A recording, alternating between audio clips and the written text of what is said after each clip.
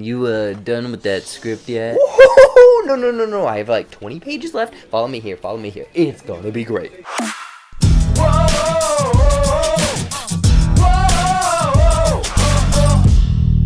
What's going on, everybody? Jared here with another brand new movie review, Netflix movie review. We're continuing with the Halloween costumes on Bob Ross. This mustache thing that I bought is not gonna hold up. Obviously, it's falling off. Look at this.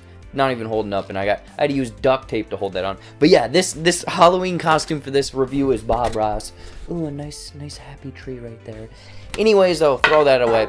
I saw another Netflix movie, a horror film, not my cup of tea usually, and it's called Eli. A boy becomes trapped in a haunted house while undergoing treatment for a rare disease. So is Eli a great weekend movie night type movie? Let's find out. But before I get into my thoughts, let me know what you guys thought of Eli if you were able to check this out. And seriously, let me know in the comments down below because this is crazy stuff. Now let's get into some of the good. Typically, I'm not a big horror fan, but it's Netflix, you know, it's a Friday night. I'm not doing anything else. So I was like, boom, let's turn this movie on. Netflix is pushing it at me.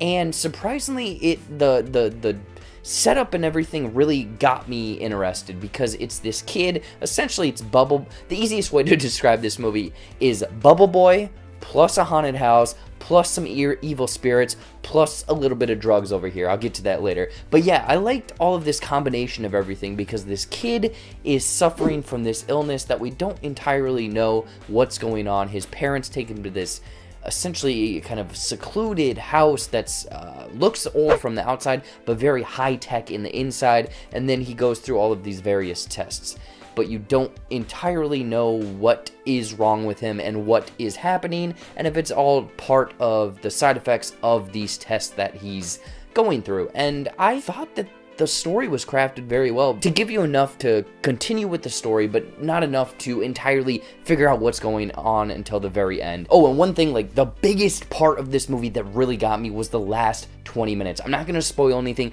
but man, this movie is bat crazy when it gets to the end. Maybe I'm exaggerating a bit, but I was blown, like my jaw was like, huh, and I was swearing. I was like, holy beep beep, what was that? So that part of the story really got me, the last 20 minutes. And surprisingly, the combination of cinematography and then the different kind of scares or horror elements in this, I'm not saying that this is going to win any sort of awards for cinematography, but the stuff that they did crafting, you know, showing bits and pieces of these essentially ghouls or whatever, you know, in the mirror and the steam from a shower and stuff. And I mean, it kind of falls into a little bit of tropes here or there, but I thought that it was crafted very well to, like, you're focusing on this thing and then this little thing is moving over there. And also there was a handful of I guess transitions that it had a picture of people sitting on the bed and then it transitioned into this different bed where he's going into surgery. And I don't know, I just thought that those little touches,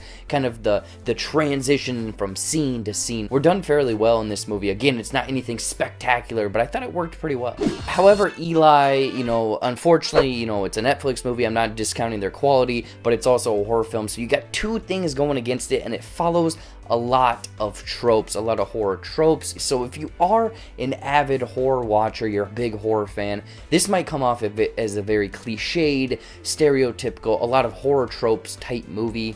Again, I don't watch a lot of these, so I was on board for it, but some of you guys might think that it's like, whatever, I've seen that before. And the acting in this was kind of wooden. I wouldn't say it's anything spectacular. Again, it's a very small cast. I would say that the young boy at the core of this movie, he's the main character, and then his parents are kind of side characters. A few doctors are over here, and then some other random girl, I think is the Stranger Things girl. The kid does a fine job. Everyone else is kind of just there. Personally, the one person that stood out the most, or actually the two people that were kind of hard to watch or line delivery not great, were the mom and dad.